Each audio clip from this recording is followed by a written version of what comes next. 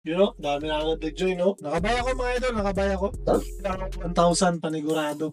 Kahapon yan, nag-iwan na ako ng ano, ng buy. Biya ako 2,000 USD mga idol. Tingnan natin.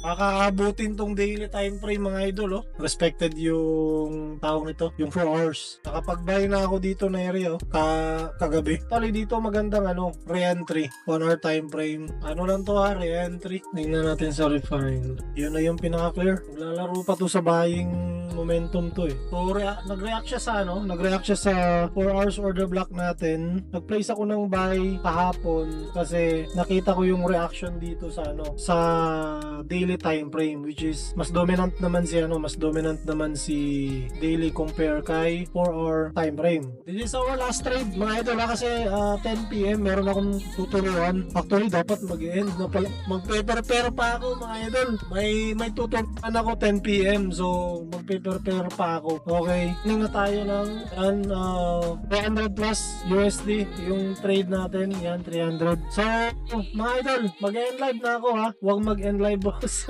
Pragweb, pasensya na mga idol, pasensya na. Meron akong tuturuan 10 PM and I need to prepare pa. No sad, ituturo ko sa kanila. Kasi isa yun sa topic namin ngayon, order block. Kung ano yung ginagamit ko na entry point ngayon.